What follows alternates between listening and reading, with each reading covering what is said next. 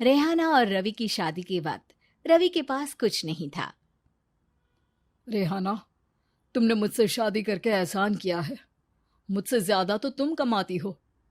अरे तो क्या हुआ, एक दिन आएगा रवि कि तुम खूब पैसा कमाओगे। मुझे तुम पर पूरा विश्वास है। रवि और रेहाना खुद को स्टैंड करने के लिए पूरी मेहनत करते। रेहाना, मैं नौकरी नहीं करना चाहता हूँ।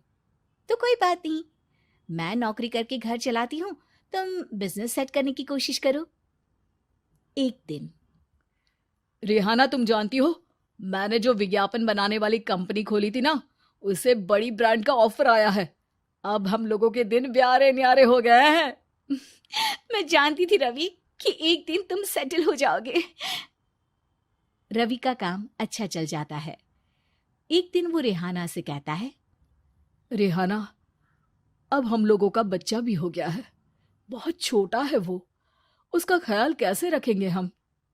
कैसे क्या, मैं गांव से माँ को लेकर आ जाती हूँ। नौकरी से हाफ डे ले लिया करूंगी। अभी तो वो छोटा है, स्कूल जाने तक मैं मैनेज कर लूंगी।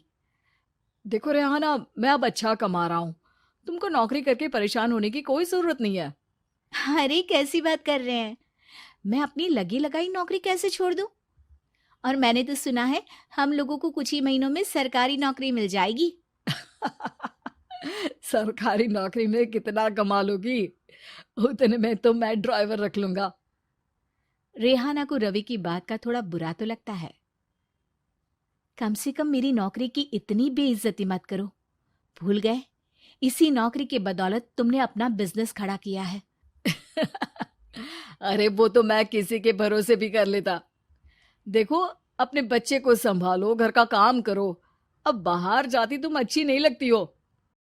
रेहाना रवि के कहने पर नौकरी तो छोड़ देती है, लेकिन अब बड़े से घर में उसकी कीमत किसी नौकर से कम नहीं होती।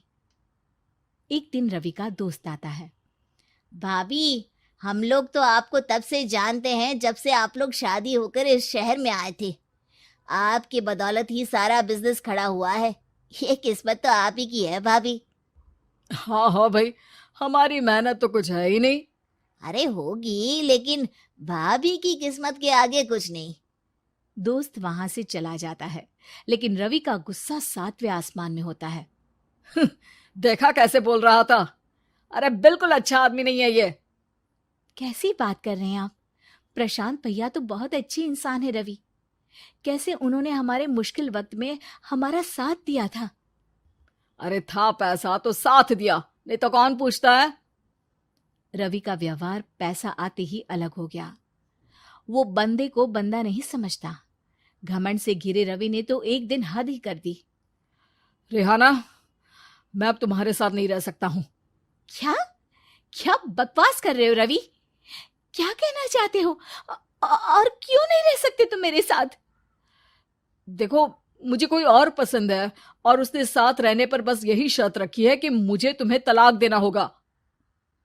रेहाना, जो कि एक स्वावलंबी महिला थी, उसने बिना देर किए रवि को कह दिया, कोई इश्यू नहीं, मुझे पैकिंग में 4 दिन का वक्त लगेगा, लेकिन तब तक मैं तुम्हारे साथ नहीं रहूंगी।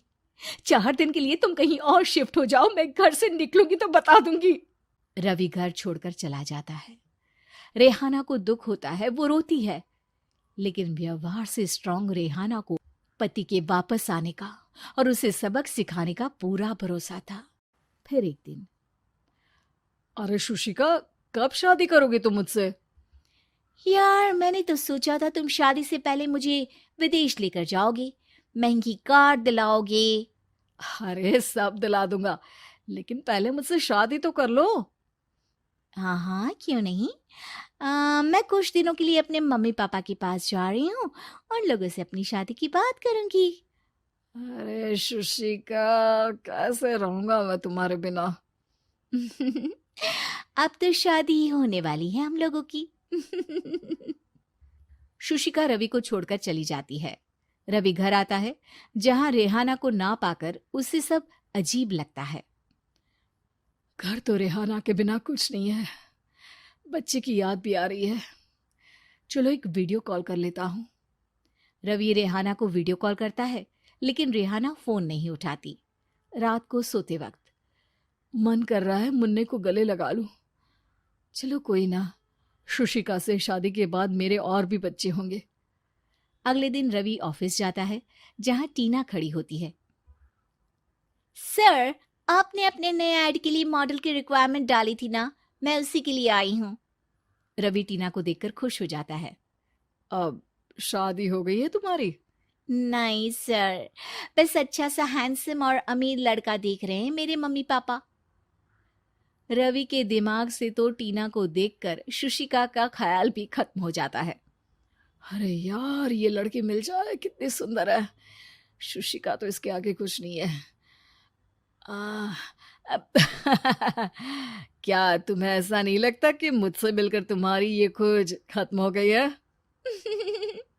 आप ना, आप तो 2 बच्चों की पापा लग रहे हैं। अरे नहीं नहीं, मेरी शादी तो हुई थी, लेकिन बीवी को किसी और से प्यार था, मुझे छोड़कर चली गई।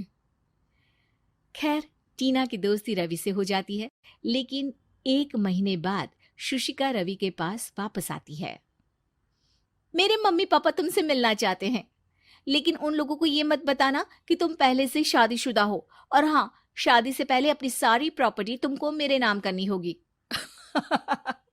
अरे पागल, अब मैं तुमसे शादी ही नहीं करना चाहता। भला ऐसी लालची औरत से कौन शादी करेगा? तभी वहां टीना आ जाती है। रवि, ये पागल सी औरत कौन है?